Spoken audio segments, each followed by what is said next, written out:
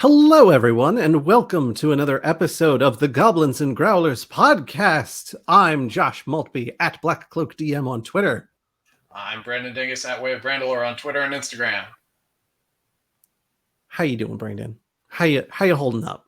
I would like to think that the fact that I'm here still in my shirt and tie from work today indicates the kind of day I've been having. Fair. I've managed to extricate myself from about half of my work clothes, but I think on a similar Just scale. the bottom half, apparently. It's No Pants Wednesday, y'all. Yeah, it's been there's just been a lot going on at work and various stuff around the house and other things I'm working on. So it's like every night where I'm like, well, I have this commitment or that commitment or this other commitment. And I'm like, God damn it. Like when we were talking before we started recording and I was like, yeah, I think on the 27th, I might have some recruiting event that I have to go to for work. And I'm like, it's fine. No, it's fine. I'm happy to do it. But just still like, I'd love to come home at 6:00 and just go to bed. Yeah, I was going to say, I do at least know for a fact that you're much happier in your current job position than you were in your previous job position. Yeah, but it's a lot of work. Absolutely. It's more work than I was even doing at the newspaper. I can imagine, given everything you and I have talked about. Yeah, so it's not bad. I don't have anything to complain about. My dad worked on the railroad for more than 30 years, so I could complain about a white-collar office job. So yeah, in that context, I could see it being hard to gripe too much. Yeah, I'm not going to complain too much. But we're not talking about comfortable things like jobs and getting rest. We're talking about a deadly game, a dangerous game. A dangerous game, Brandon? What are we talking about tonight? Oh, we're talking about... Tom Hanks and his friends get caught up in a deadly game of fantasy. I am the maze controller. Until they take it too far. I propose we play mazes and monsters in a real setting. It won't be a fantasy. Too bad for one of them, because now there's no turning back. This is only a game. I know, I killed somebody. Mazes and Monsters. Saturday at 3 on ZTV, Fox 17. That's right. We're talking about the Tom Hanks classic television movie, Mazes and Monsters, based on the eponymous book by Rona Jaffe. And if you're local to Richmond and going, where is TV 17? You only have to go to Nashville, Tennessee to find it. I look for a promo on YouTube. I find the first promo on YouTube, and that's the one that I use. But yeah, Josh, so you came over to the house last week, and we watched on a beautiful Saturday afternoon. We wasted an hour and a half of our lives watching Mazes and Monsters. Yeah, we sure did. We knew we were going to, and I will say I was anticipating it being even worse than it actually was. So I was a little bit, pleasantly surprised at how bad it was, but that is not to say that it was a good movie. Yeah, and this is part one of our Halloween sandwich of content because we just looked at the calendar and realized that Halloween falls immediately between two release dates for us. So we're going to have this episode, then we'll have Halloween. And then the week after Halloween, we'll have part two of this.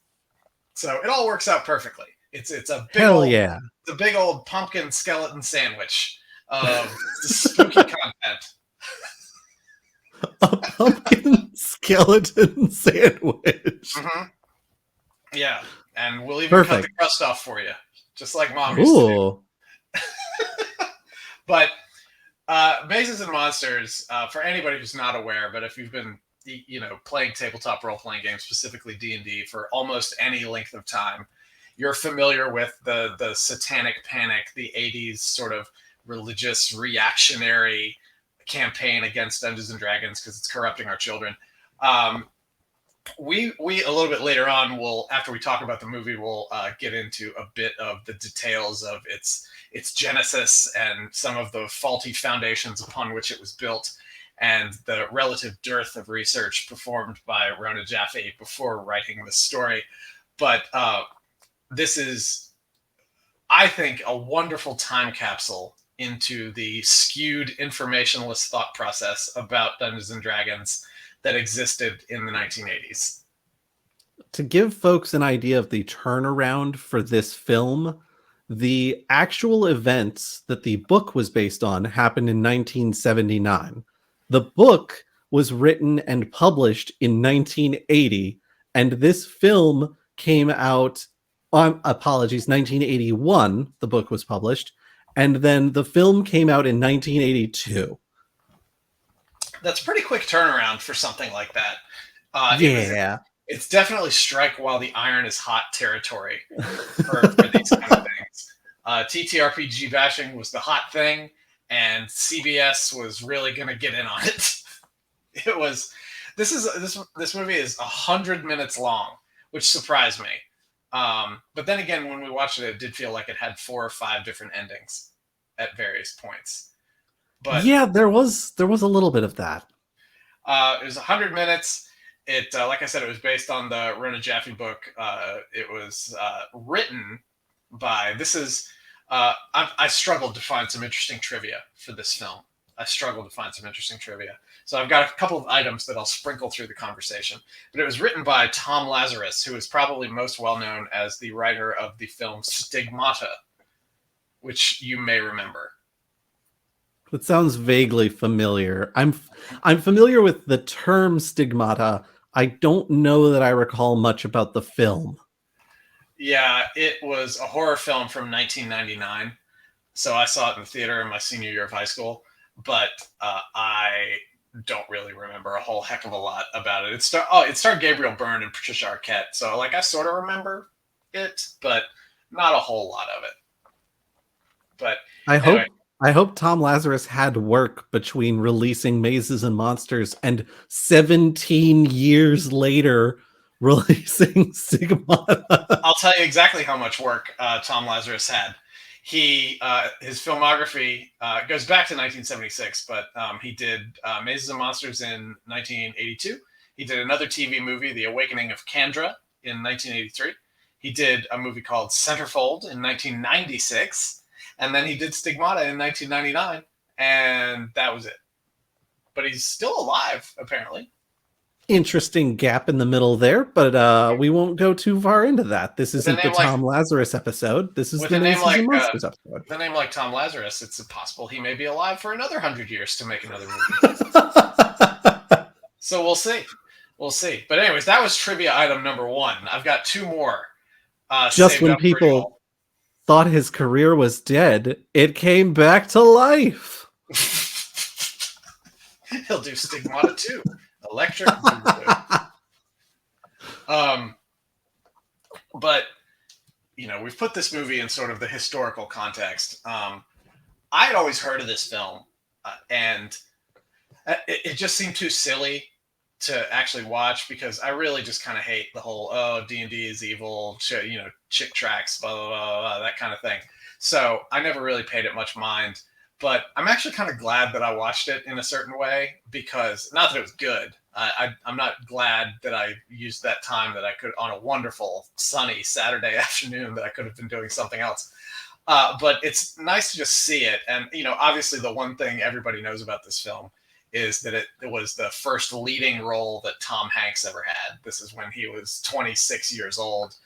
And it's one of those things like the studio that owns the film, they just can't help but think how lucky they are after something like this happens, because this was like right when he broke out with Bosom Buddies and Big and all that stuff.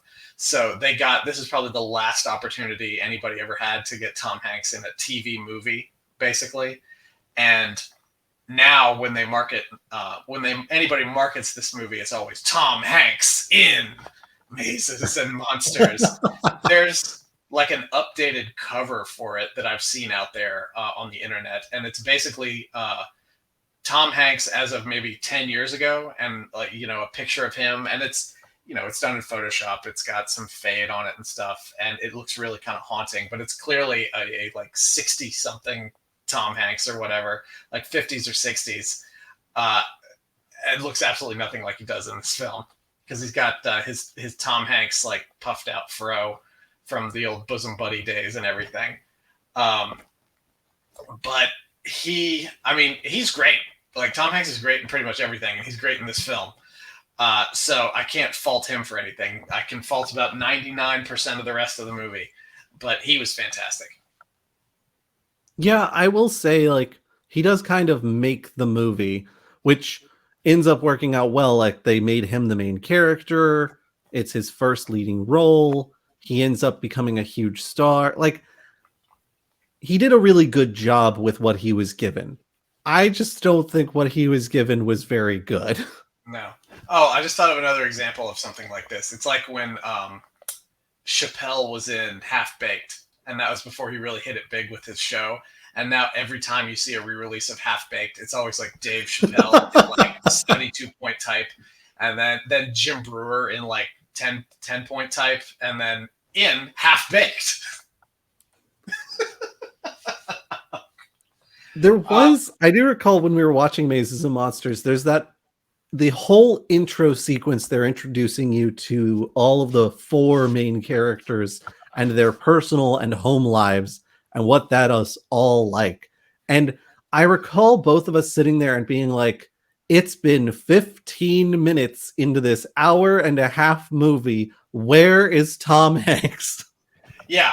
It was Tom Hanks or we riot, kind of like did they film this opening when he was on the island for Castaway?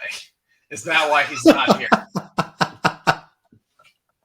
Because of course he's the last one to get introduced, and it's not even like they probably did that as a tease because he wasn't like a huge star at that point. Right. I remember person, thinking it. Go ahead. I remember thinking it felt like a tease, and then being like, well, now wait a minute. No, this is his first leading role. What's happening here? Yeah, but he's really the only star power in this. The only other person who even comes close to being a quote unquote star in this is Chris Makepeace, who went on to be in Meatballs, a movie which many people I know have seen and love, but I never saw it, and I was sort of almost old enough when it was relevant. And I did double check, and Bosom Buddies was 1980 to 1982. I think when we did the math on this, when we were watching the movie that day, we figured that this was after the first season. This was filmed after the first season of Bosom Buddies shot, and maybe either before or it must have been right after it aired. I think it was the year after it aired, and because Bosom Buddies pilot was November of 1980. So this was 82. So that probably just finished wrapping up. So this is right before Big, probably, when he became like a, no pun intended, big star. If I recall my Tom Hanks and Alia well enough, I think Big was his first major like film role. I do feel like Big is the first role I think of when I think of Tom Hanks' film career. So that sounds accurate, at least to me. I will also say it's entirely possible that, he ends up meeting someone on the set for Bosom Buddies that is like, oh, hey, I got this movie project that's coming down the pipe and I could use somebody with a little bit of talent. I wouldn't be able to pay you a whole lot. And he's like, well, I need work, Mm-hmm. Yeah, looking at it, so he did. Let's see, I'm looking really quick. So yeah, he did Bosom Buddies, or actually, and we should probably cut this out. But so he moved to New York in '79, and he did a film called He Knows You're Alone, which was a cheap slasher film. And after that, based on the strength of that, he was cast in Mazes and Monsters. And I'm guessing they must have shot it and it sat on the shelf for a while, because this would have been right after the Rona Jaffe book came out. Yeah, wow. That'd be like really immediately after the Rona Jaffe book came out. Because he didn't get Bosom Buddies until after that. But the movie didn't come out until December of 1982. Very interesting. Mm-hmm. Yeah, because he actually had a guest spot on Happy Days in '82, which I'm guessing was before the movie aired, but after it was filmed, because it would have been That sounds right. after Bosom Buddies. Yeah. Yeah. So anyway, so that's a Tom Hanks rabbit hole. That's our Russian arcade museum of this episode. I think. Every episode needs at least a little Russian arcade in it. Yeah. So, they tease Tom Hanks. They go through these characters, and they've all sort of got, their informed attributes, where we're just sort of told, like, one of them wants to be a video game designer. Another is a woman. Another wears funny hats all the time. I mean, I think it's worth highlighting that the movie and presumably the book, I don't think you've read the book. I definitely haven't. I have not. I think it's fair to say that it's not just a woman. She specifically is talking about how difficult it is to date because all these guys see her as nothing but their future stay-at-home wife. And she wants something more than that, dang it. She's a writer. She's a creator. And I can respect that. Mm-hmm. Yeah, and Funny Hat Guy is apparently a young genius, and he's like 16 or something. But to make up for, I guess, a lack of personality or bad writing, he has to wear a unique hat in every scene to sort of showcase that he's a little off the wall or oddball. I have to wonder if that's something that's in the book or if that's something that the actor was like, listen, I've got this bald patch on the back, and part of my rider is that you've got to have me in hats in every scene. The story, I didn't know where this was going when we first watched it. I didn't look up anything about the movie. I didn't want to be spoiled by anything. So it was just one turn after another that just freaked me out. So let's go through it a little bit. So Tom Hanks, once they finally deign to reveal him in the film, is sitting in the back seat of his parents' car as they're driving him to his new school, Grant University. I think he said he flunked out of Tufts or something like that, or they asked him to leave. And his parents are just your stereotypical Frank and Estelle Costanza henpecking people yelling at each other. And so they get him there, and they make him promise not to play that awful game anymore, because apparently he was playing Mazes and Monsters at school, and that's what caused his grades to tank and everything, and that's why he got kicked out. He got a little too into the game, if you will. Mm-hmm. And so he's like, yeah, no problem, I'm going to study. And he seems really sincere about it. He's being genuine, yeah, no problem. I'm going to study. I'm going to straighten up. I'm going to fly right. And we flash forward. He's got some books and stuff. He's sitting in the cafeteria. He finishes eating. He gets up to go dump his tray, and he stops and he looks at the cork board and sees an ad for a local Mazes and Monsters group wanting another player. And I think it's so hilarious how it says stuff like "must be able to play at level 9," and the story up to that point is just that the other three characters, having come back to school at the beginning of this year, are really trying to get the game going, but they need that fourth player, and they don't know anybody who can play. So Tom Hanks is looking at the cork board, and then Funny Hat Guy sees it and basically just scrambles over there to chat with him. And it's just like, oh, so you like Mazes and Monsters, do you? And they start chatting. And he's like, yeah, I used to play it a lot. It got me in trouble at school and everything. Well, we're starting up a game. You want to play? You want to play? He's like, no, I can't. I really got to focus on my studies. And then, he's like, well, okay, why don't you come to my party? I'm having a party. There's going to be some folks there. Why don't you just come show up? Because he clearly Funny Hat is not ready to let this go yet, and he wants to keep trying to woo Tom Hanks into playing in his game. And so then we flash forward to the party.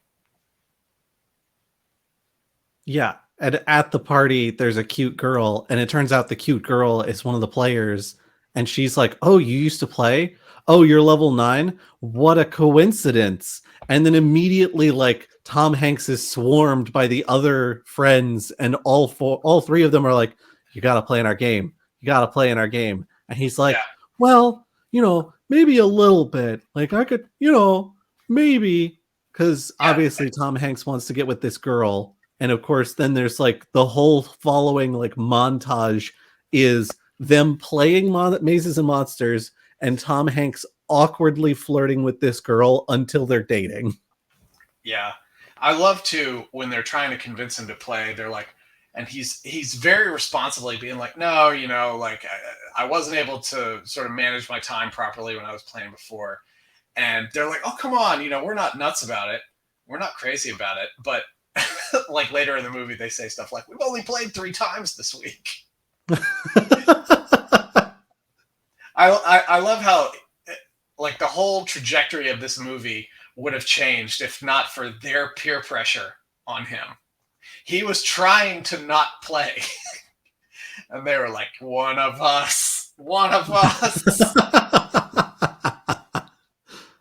Yeah, the whole like recruiting him into the group and kind of like pressuring him to play, like it's kind of an awkward setup because I don't know, it ends up feeling very pressury and very like, well, if you guys hadn't been such jerks about this in the first place, Yeah. he wouldn't be in this bind later on.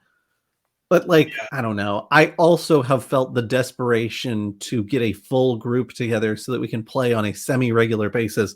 Though I will say right now, I have never once in my entire life had a group that plays multiple times a week. Yeah, once a week was my record for any kind of regularity, and we kept that up for like 2 years, aside from vacations and stuff. Yeah.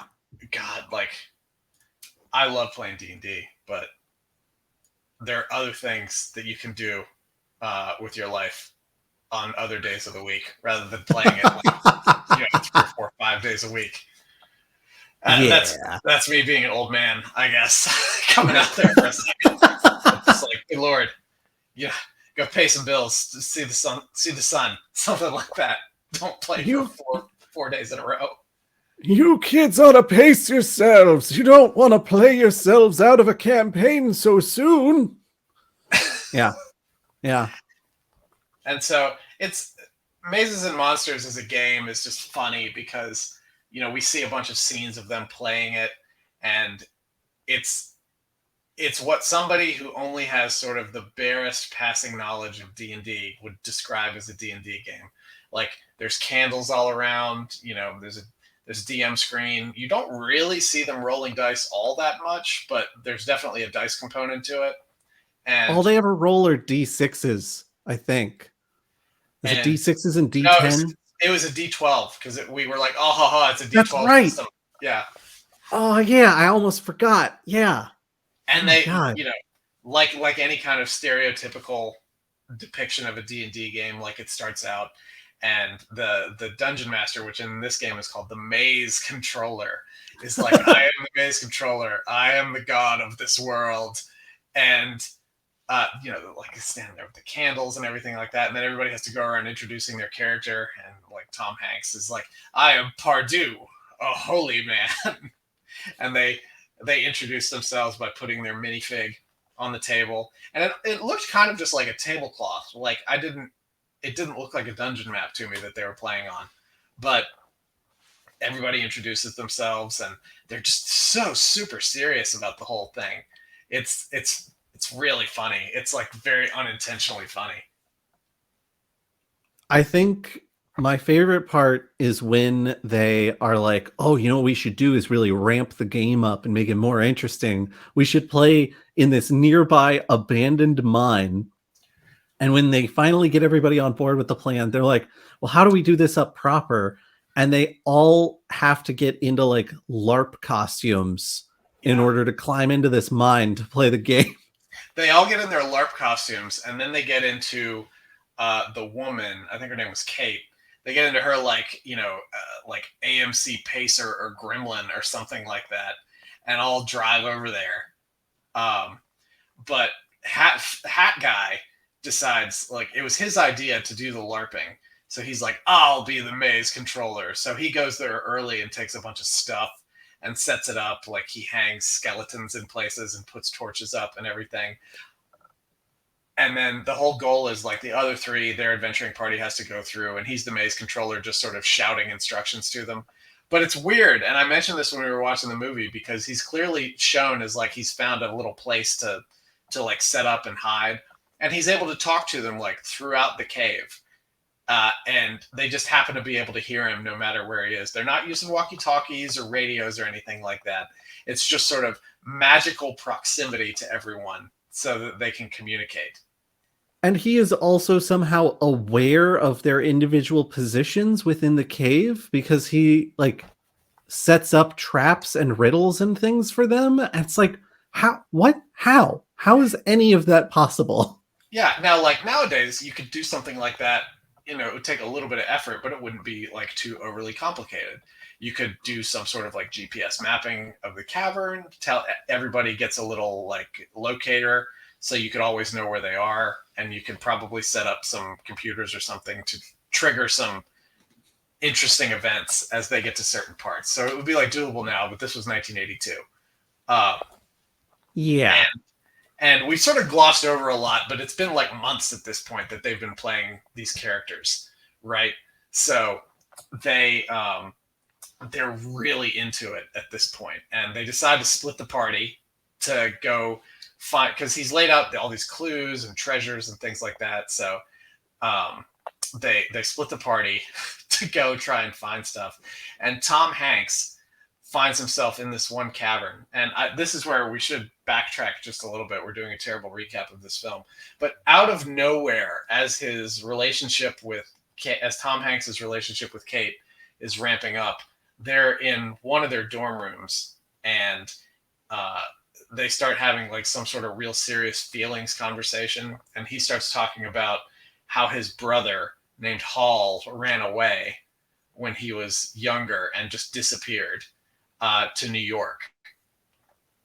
And he talks about just a little bit about how that always affected him, and he felt like he was the one who made Hall disappear. So he already had some, unresolved emotional, psychological issues that he was dealing with going into all this. And the way the story unfolds is that we are to believe that like his original issues coupled with playing this hyper immersive game of mazes and monsters, now that they're LARPing it, gives him a psychotic break, essentially, because he's by himself. He's in a cave. He starts to see smoke. He starts to hear something coming from another room. And then all of a sudden, this giant upright lizard comes out of another cave. And we're both looking at each other when this is going on, like, what is happening? Have they tapped into another universe?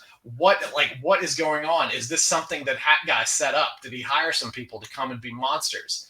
Tom Hanks is freaking out. He's reaching into his priest robes. He's pulling out a dagger. He just starts screaming. I think in his head, he stabs the monster, and everybody hears him, and they all come running in there. And he's just out of it. He started to come down from the screaming a little bit. He is just staring at the ground, and there's nothing there. He's like, I slayed the beast. I've killed it. And everybody says, okay, I think we're done now. Let's get out of here. That's enough for tonight. Great game, y'all. And here's where my second bit of trivia comes in. The giant monster, the Goreville, it was called, the lizard monster. It was the suit actor for that was Kevin Peter Hall, who I'm sure you don't know the name, but he was the suit actor for the original Predator. Ooh, I was vaguely familiar with the name, and I wondered why, and now I know. Yeah, he's like 7'4". Wow. Yeah. Yeah. I also know him from this really bad short run show from the mid 80s called Misfits of Science, which really just wanted to be the X-Men but wasn't. And he was in an episode of Star Trek The Next Generation, and he was Harry in the Harry and the Hendersons movie. Wow.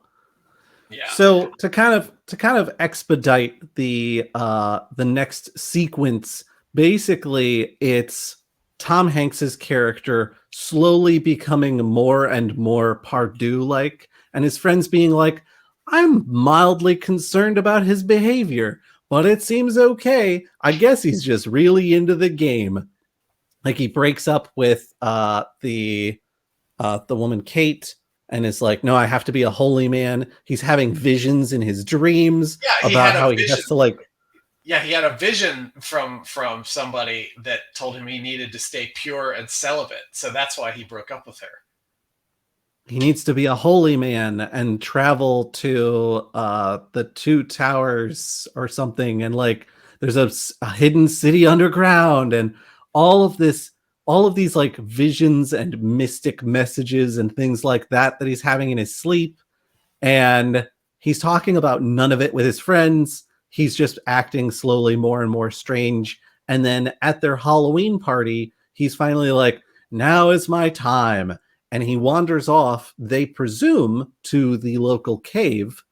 And there starts like a huge search for him where like they're running around the cave looking for him. They can't find him. They're getting really worried. They go to the cops because they're like, "Our friend is missing."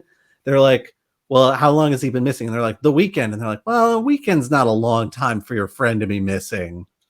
Yeah. Also, his friends are terrified that they're going to get in trouble for playing in these caves because the caves were closed off officially and they were prohibited and everything like that. So when they go to report it to the police, they're like, "Yeah, we think he was into that Mazes and Monsters game. Who did he play with? Oh, we don't know. He never talked about them." And Yeah. and the cops are like, "Yeah, he's probably dead in the cavern. Like we don't even know if he's in there, if we're being honest." But in his dream, the person who's giving him visions is called the Great Hall. And keep in mind that his brother's name was Hall. Yep. So And the then friends, oh, go ahead. I was just gonna say, then this detective, who is just like the surliest character, is like, "Yep, your friend's probably dead.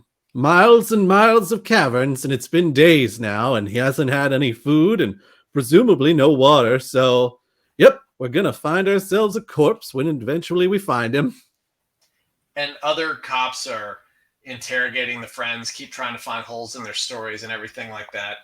And one of them is just like, "It's Mazes and Monsters. It's a really far out game. It's full of swords and poisons and spells." I don't know if anybody else has seen this, but the cop reminded me of the scene in Seinfeld where the library cop interrogates Jerry in his apartment, and it's just like, "Oh, you think this? What are you laughing at, funny boy?" And like, "No, you listen here." And just the way the cop was talking to him was just really hilarious because it just seemed like, why are all these people so quote unquote educated on Mazes and Monsters? There's like a scene where a television reporter is talking about it relatively authoritatively. These cops all know about it. It's like it's this national craze that everybody knows everything about. I mean, there is something to be said for, at the time, there was a lot of like news articles, etc., about Dungeons and Dragons, and it's sweeping the nation and it's the latest, greatest thing. And as I understand it, Dungeons and Dragons was running a ton of like print ads, commercials. I think it might, I think it was before the cartoon was out, Mm-hmm.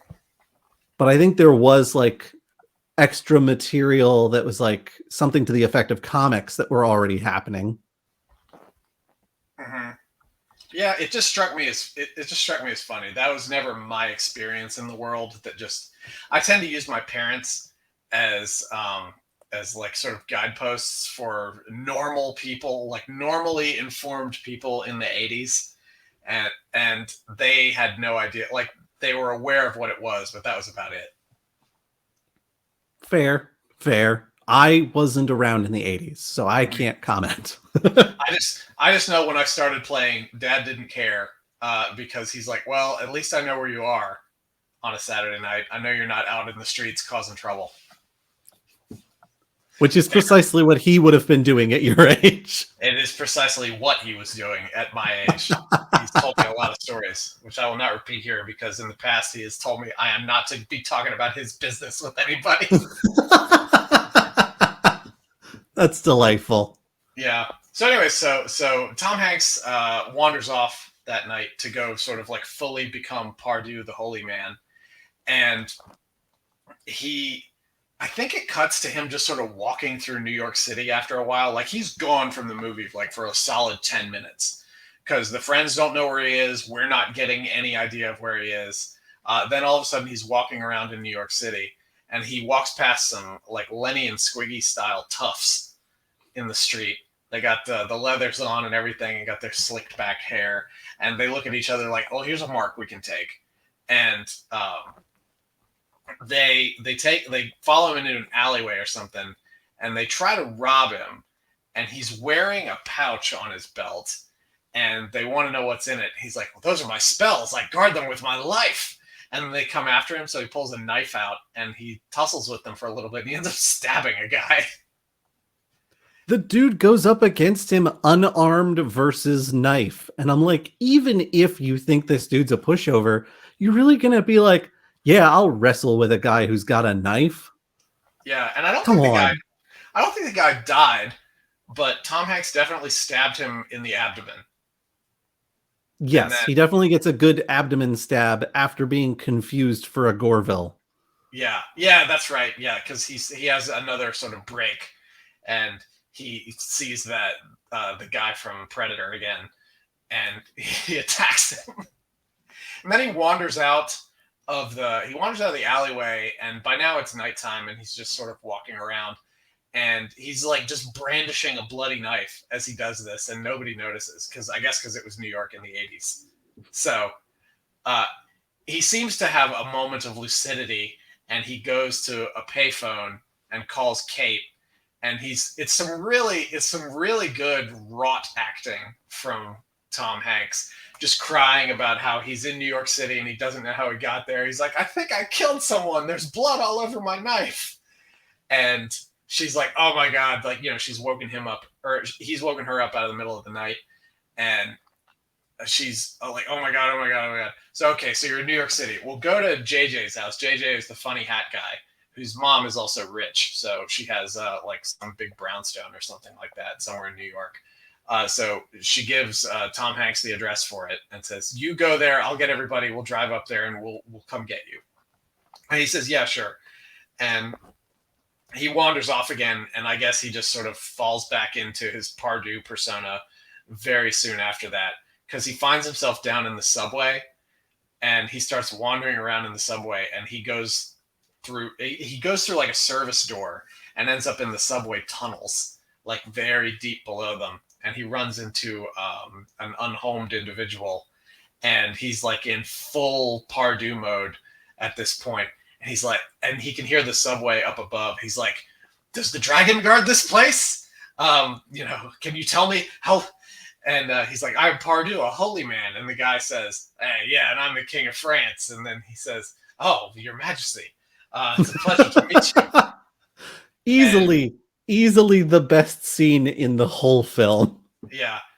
And the guy's like, don't go up there. If you go up there, they'll get you. And, obviously Tom Hanks thinks he's talking about the dragon. And the Great Hall, which was giving him his visions, told him that he must seek out the two towers. And I should point out that he was drawing a map in his room that his friends found, and they were trying to figure out, what it meant. He wrote the two towers on it, and they all thought it was a Tolkien reference. And then he's asking the guy, can you tell me how to get to the two towers? Because I've been charged with going there. And the guy tells him how to get to the World Trade Center. And eventually they figure out where they're like, oh my God, the two towers, it wasn't Tolkien. And because Kate finally is remembering the story about his brother Hall running away to New York. She's like, oh my God. So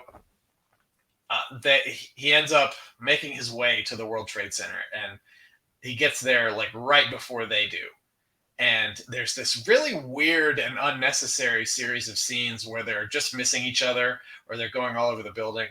I predicted this, and I ultimately was wrong when we were watching the movie. I was like, I bet they are in building 1 and he is in building 2, and they're going to get to the tops of the buildings and they'll see him and he'll jump to his death, essentially.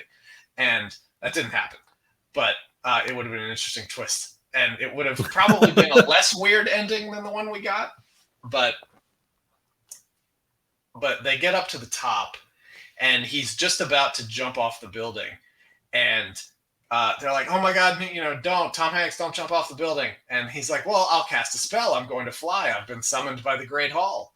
And they slowly make their way over there. And I think it was Funny Hat asserts himself as the maze controller, and essentially puts an end to it, sort of in universe for Pardue. And then all of a sudden, Tom Hanks is back, and he's like, "Oh my God, what am I doing here?" And then it fades to black on a nice hug from everybody. And then we get to the really sad ending. Yeah, the actual ending is so much more, in my opinion, depressing than if this person had fallen. Though I don't know. It's a struggle. It's a struggle for sure. But basically, they have this whole conversation about like, oh, it'll be so nice to see him again. Like, we haven't seen each other in so long. And they pull up to his parents' house, and she's like, his mother's like, oh, he's out back, enjoying the scenery, go and speak with him if you like. And they go and speak with him, and he's like, oh yes, well, I give the innkeeper a coin, and every morning it's underneath my pillow again. I believe it's magic, a self-replenishing coin. And at first you're like, is this a bit? Is this a bit that they're doing right now? And no, he is still 100% in the game, even though his mother talks about how he's been working with a therapist and she feels like they've been making a lot of good progress and all of this. And he's like, oh, we need to, I see it's all of my adventuring companions. We need to go into these woods because something really concerns the innkeeper and his wife in these woods. And everybody is just sort of like, but then somebody speaks up in character because they're like, okay, let's humor him, essentially. And it shows them walking across a bridge over like the lake or the creek or whatever into the woods so they can fight the menace there. And Tom Hanks is just talking, venturing forth, et cetera, et cetera. And at the very end, Kate comes on there with a voiceover and says, "And so we played the game again for one last time." And then the end. Yeah, I think I can't remember if it's inferred or explicitly stated that he never recovers. He just spends the rest of his life living the game. It's implied. They don't say that. It's not like the end of Quantum Leap. Dr. Sam Beckett never returned home or anything like that. But it's heavily implied that he is just trapped in this persona, unless his therapy ends up being a little more successful than it has been. But it's only been a few months, and he had a complete, break. So it might just take time. I mean, yes, I certainly could see in the real world someone having experiences with a mental disorder and seeking appropriate assistance, and then hopefully being able to get through whatever they need to get through in order to function the way they would want to function. That does not seem to be what the story indicates for Tom Hanks's character. No, the moral of the story is, if you take D&D too seriously, it will ruin your life and you will lose your own personality. Yeah, you will become your character and we'll never hear from you again. And this book and then film are related to Satanic Panic because that's part of why they got as big as they did at the time, is because of how much like craze there was around like, how can we vilify this game? Like, Magic and Monsters clearly isn't cutting the headlines for us that we need it to. What if we talk about like kids being influenced by it at college and etc. And I don't know, it's interesting to note that there are not a lot of like Christian symbologies or anything like that built into the book. There's a little bit of he plays a cleric who is a holy man, but like that's in of itself, that's not actually portrayed in a very Christian light or in a pro-Christian light at that. No, it's almost entirely irrelevant. They just treat it as the class that he happens to be playing. You could have easily swapped it with like, I am Pardue, a thief, or Pardue, a bard, and it wouldn't have made any difference. Yeah. I mean, it would make plot difference, but not for the overall story. So like, I think this was created during Satanic Panic buzz, but without actually being necessarily inside that fold, even though a lot of people have referenced it as being, oh, it's that Satanic Panic movie with Tom Hanks in it. Like, yes, it portrays D&D in a negative light, but I don't know that it was actually Satanic Panic influenced other than here's a popular topic that everybody's talking about. Yeah, I mean, it felt to me much more like something taking advantage of a current media craze rather than something actually with a message. Exactly. Yeah, and you actually did some reading about it to sort of get the story behind the story. And I was only like sort of casually familiar with some of the names that you were throwing out when we were talking about this earlier. But there was a lot more there that I didn't know. Yeah, so the whole story, the book and everything is based on real life events that happened at Michigan State University in 1979, which I mentioned early in the episode. There was a guy named James Dallas Egbert III, who was a student who disappeared from his dormitory. He had left behind a suicide note and then vanished into the school's steam tunnels. He and his friends had been playing Dungeons and Dragons in the steam tunnels. It's not clear from anything that I have read to date that they were LARPing there and not just like trying to find a quiet place to play their game, that they wouldn't be messed with for being nerds. Mm-hmm. But it's entirely possible they were LARPing, I guess. But nothing specific here is said. It just says that, oh, I guess it does say at one point in the Wikipedia article, students were said to play live action sessions of the game in the steam maintenance tunnels below the campus. And it was speculated that Egbert had entered the tunnels and had either been injured or lost his way. So some students were LARPing down there. It's unclear if he was or not. He goes missing, and then a week later, his parents hire a private investigator because the police search hasn't gotten anywhere, hoping to locate their son. They, of course, have found the suicide note, etc. Trigger warning for some fairly upsetting stuff, because from here forward, the story gets pretty dark. He failed his suicide attempt. He took Quaaludes to try and remove himself from the mortal coil, and that did not work. So what he did was he got out of the steam tunnels. He started switching between a couple of houses. There was a friend's house, or I guess a couple of friends' houses in the area, and then ultimately got on a bus to New Orleans. He spent a little time in New Orleans. He attempted suicide a second time using a cyanide compound. And then he moved on to Morgan City, Louisiana, where he worked for a little while. After 4 days working there, he calls the detective that had been trying to figure out what had happened to him in the first place. The detective comes and picks him up, releases him into the custody of his uncle. And then a year later, he commits actual suicide, which is very, very upsetting and very, very sad. The detective, after he passed, revealed some information that he claimed to have found during his investigation and also had confirmed by Mr. Egbert himself, which was that he was homosexual and was trying to find places where he could quietly go and contemplate things such as suicide, because it was 1979 and being gay was not a thing.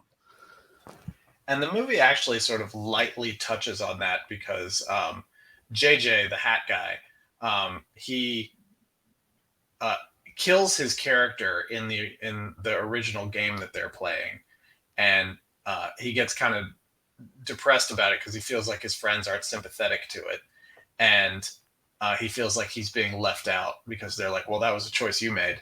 And so he goes to the caverns to commit suicide, and while there he ends up like coming up with the idea to do the LARP there with everybody. So I mean, that was really kind of a weird connection for it. Like, you know, if you really think about it, like the way this book and then later the movie came together based on the Egbert story, it's really kind of a hollow and horrific thing for Rona Jaffe to do, to prey on this story to make money on it. And you know, she was basing on inaccurate newspaper clippings when she got the idea and started writing it, because there was a lot of misreporting about everything. But also, she wrote the book in a couple of days because she was afraid somebody else might already be fictionalizing it and would scoop her on making the money for it. So to me, like, she really comes across as a tremendous villain in this. Yeah, it's worth noting that they did tie Dungeons and Dragons as being one of his interests and something that his friends were playing at school with him. And they were like, oh, well, maybe this is, you know, they got into the steam tunnels and things got a little too wild for him.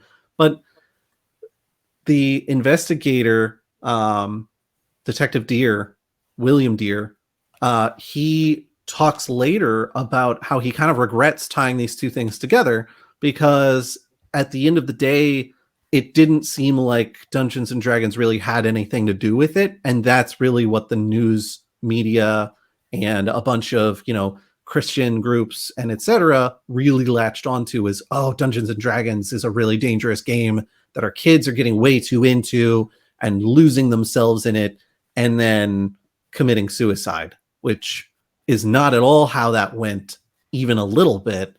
And as I understand it, Detective Deere let that play on longer than he really should have, because he felt like revealing the truth about James Egbert's homosexuality would be damaging to the reputation of not just his family, but his younger brother. And it's like that's, I don't envy the position that Detective Deere was in, but for then Rona Jaffe to turn around and be like, oh, I gotta publish this book before anybody publishes it ahead of me. It's like, this is the problem that we currently have with 24-hour news media, where there's a lot of speculation. There's a lot of like people trying to get the scoop before anybody else gets the scoop. And it doesn't matter how accurate your facts are, because you're there first. And that's important. And it's just like, I don't know. It's yet another example of really, really gross misunderstanding of facts. Yeah. And you know, it's not just Rona Jaffe, because I feel like she probably was caught up in a lot of just sort of the media fervor at the time over D&D, like the Bothered About Dungeons and Dragons group that made a lot of noise about it. But, you know, at the end of the day, I feel like she looked at this and was like, well, this is an opportunity to strike while the iron's hot in terms of making some money on a sensationalized story. So I think I'm going to do it.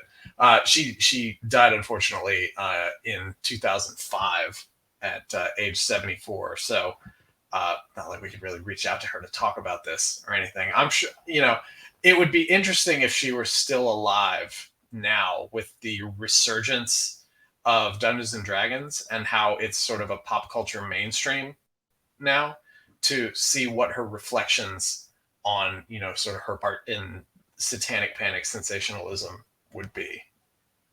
I mean, that could be part of the continuing conversation on this film with our audience would be looking into Rona Jaffe's thoughts and feelings on her own publication after finding out, a little more detail about the actual case that she was writing the book based on.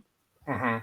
Yeah, that would be interesting. I'm sure there's something out there. If any of you know of any interviews with her, maybe toward the end of her life, that would be really interesting if you could forward those along so we could take a look at them. Because, like 2005, that was really in kind of a low zone for D&D. I feel like, what was that? That would be like right around the beginning of 4th edition, end of, 3.5. No, I think 3.5 was still going strong at that point.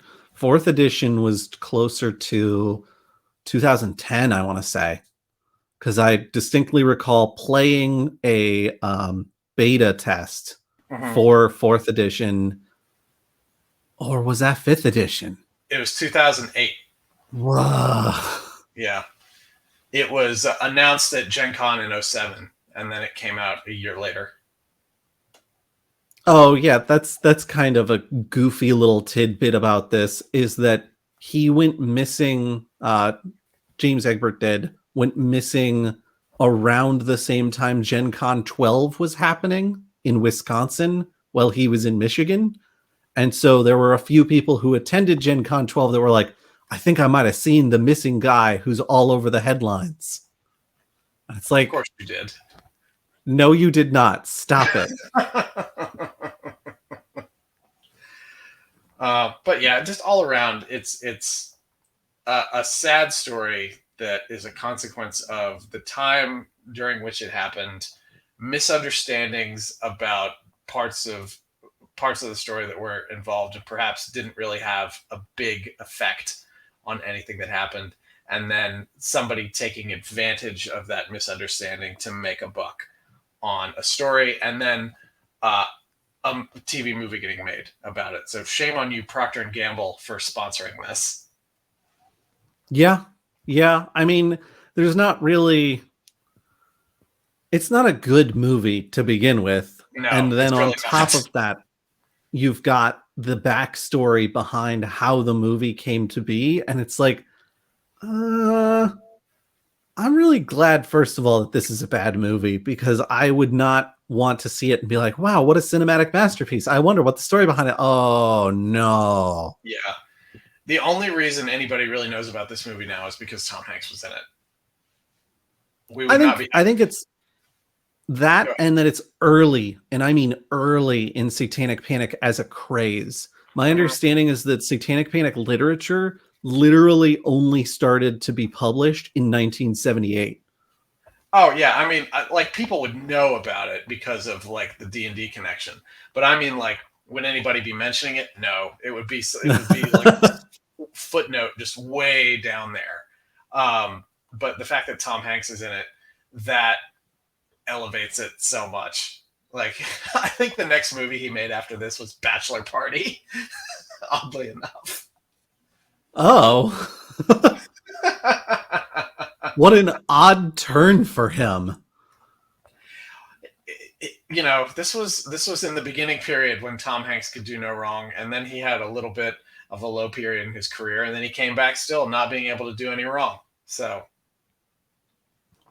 yeah, he got it all out of his system with this film. I will say, I thought it was interesting that Rona Jaffe changed it. I understand why Rona Jaffe changed it from Dungeons and Dragons to Mazes and Monsters. Nobody wants to get a lawsuit from TSR. Mm-hmm. What I don't understand is why make it, an abandoned mine instead of the steam tunnels that they actually were. Yeah, and I believe that they did that on purpose to stop kids from going and exploring steam tunnels. Like, the only steam tunnels I'm really aware of are the ones at Virginia Tech, and I know there were tons of stories of folks, trying to sneak into the steam tunnels and all the legends around the steam tunnels there. And it became a real problem. And there was also like sort of a mini steam tunnels like scare back in the day, kind of related to this stuff. So I really feel like they changed it to that so people would not start getting ideas about going into steam tunnels if they didn't already have them. I mean, that makes sense. There is a film that's significantly more recent that is, I think, a tongue-in-cheek remake of a chick track regarding Dungeons and Dragons called Dark Dungeons, where early, and I mean early in the film, they're like, don't go into the steam tunnels. And I'm like, I hadn't known the context of this film and this story at that time. And so I was like, what a silly thing to emphasize. And then now I'm like, oh, that is a direct reference. Okay. So as we wind this down, I want to correct my Tom Hanks timeline because I've gone to his IMDb, and we're going to set this all straight before we end this, so nobody is like, well, actually, you forgot about, etc. I'm so excited for IMDb to have something very mildly wrong that someone corrects us on anyway. But go ahead. So 1980, a movie called He Knows You're Alone, where he played Elliot. Also 1980, an episode of The Love Boat, where he played Rick Martin. Not Ricky Martin, but Rick Martin. 1980 to 1982, he was doing Bosom Buddies, where he played Kip Wilson opposite Peter Scolari. Also 1982, did an episode of Taxi, where he played a guy named Gordon. So clearly, we're at a point where Bosom Buddies has wound down. He's looking for just some bit parts here and there. He's still thinking he's probably going to be a TV actor. Also 1982, Happy Days. He was in an episode of Happy Days where he played a character named Dr. Dwayne Twitchell. And I actually didn't realize Happy Days was still on in 1982. I think this is after Ron Howard left the series, but I'm not sure. Then 1982, Mazes and Monsters. The next film he did was Splash. So I'm sorry I forgot about that. He did that in 1983. Then he was in 3 episodes of Family Ties in 1983, 1984. And then 1984 was Bachelor Party. Oh, okay. I'm so glad we could clear that up for everyone at home. And then I'm just going by ones that I've seen. Then we have The Money Pit in 1986.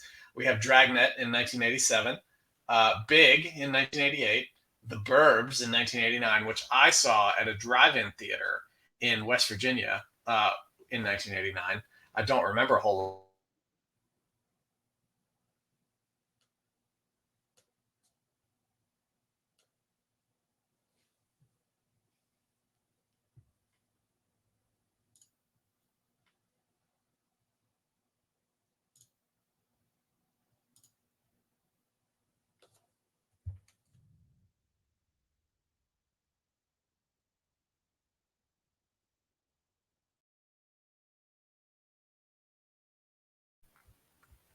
Josh, are you there?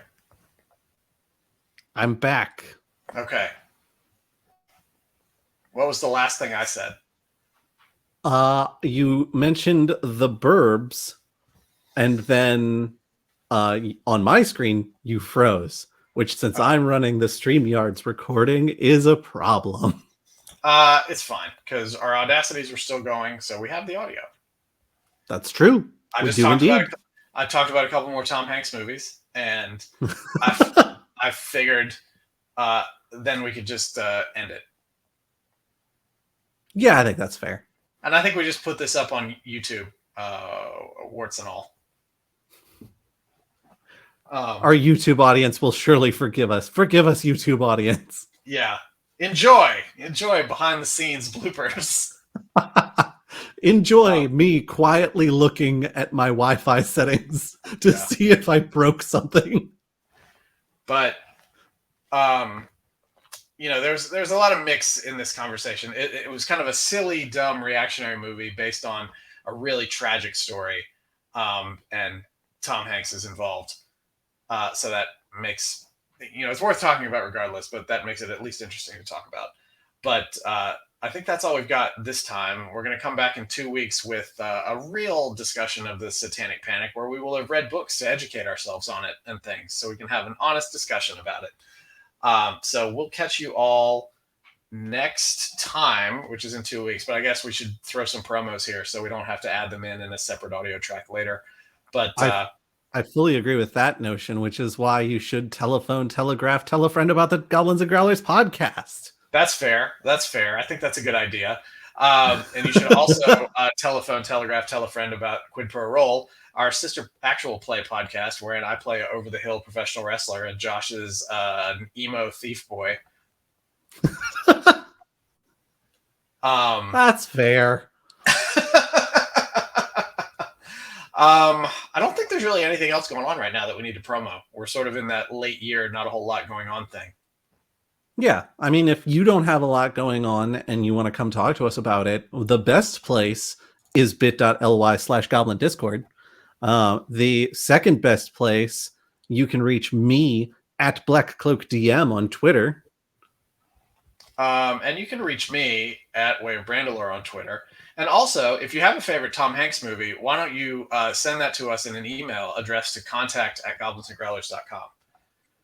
Subject line, fave Tom Hanks movie. We will read them on air. Perfect. All right. Well, thanks, everybody. We appreciate you tuning in. You really should, if it's a rainy day or if it's cold outside and you just have nothing else going on, watch Mazes and Monsters, because it's just very, very over-the-top, silly thing. So check it out, and then we can all talk about it together. It is available from multiple video streaming units. I think. Oh, I forgot to mention this too. We're recording this on October 19th, but exactly 1 month ago today, the 40th anniversary Blu-ray of it was released. Oh, wow. Yeah. Wow. It does not indicate any special features or interviews with Tom Hanks or anything like that. Dang it. That's what I was hoping for. Yeah. Well, we'll spend company money and buy it and find out. And if there's no extra Hanks content, we'll just give it to Goodwill. No, we'll sign it and sell it on eBay because, between Tom Hanks and us, it'll have enough star power to really rake in the dough. Oh, no, but if we give it to Goodwill, we can write off the cost of it as a business expense, and we can write it off as a charitable donation. So we can double dip it. I don't think that's how taxes work. We can ask our accountant. I am not a certified professional accountant. But thanks for tuning in, everybody. We'll talk to you in a couple weeks. Bye, y'all.